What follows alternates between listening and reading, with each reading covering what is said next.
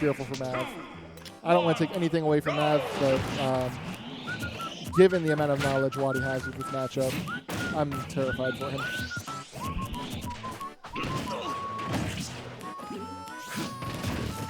Mav has a tendency to land with a lot of down air.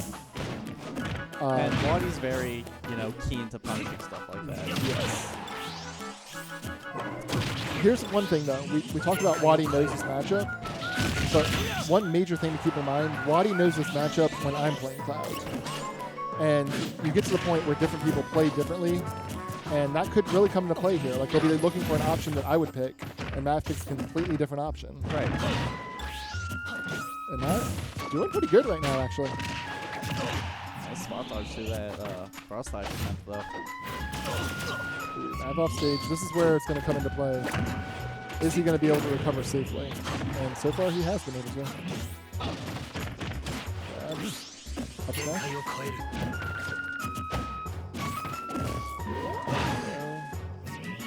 Back air.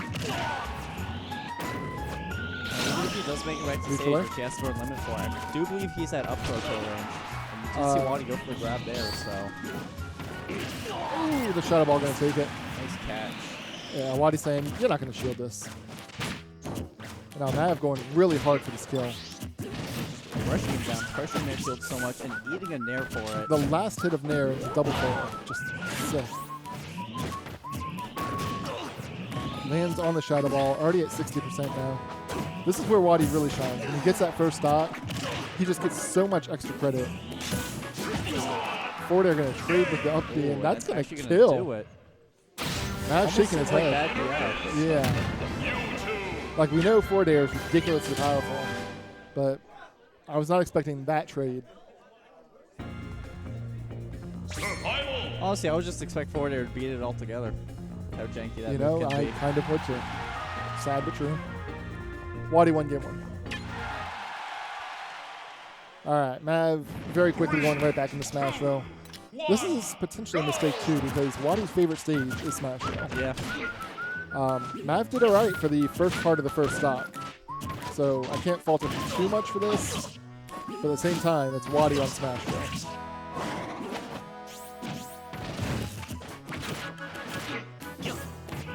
There's Mav finally breaking out of his corner there, but only to eat more damage and not able to retaliate all the moves Wadi's been throwing out at him. That's another thing too. Wadi is so good at adapting and figuring out what you want to do. Game one, he's kind of got an idea of what Mav likes to look for, and you can kind of see that here in game two. Game two, download complete. He basically gotta do it. Mav air dodging right into the shadow ball. Good setup by Wadi, using the pressure. Wadi with such fluid movement because it could be argued he was going to go for forward air, which would have justified the air dodge. Yeah. But he knows that you're going to be looking for that. He just backs off, and he threw out the shadow ball before Mav even reacted. Right. And that forward air actually getting him out of the shadow ball last time. Going up with the up air, throwing out a lot of neutral Ds. Not a terrible option, but when you're right next to Mewtwo, it is a terrible option. Don't do it.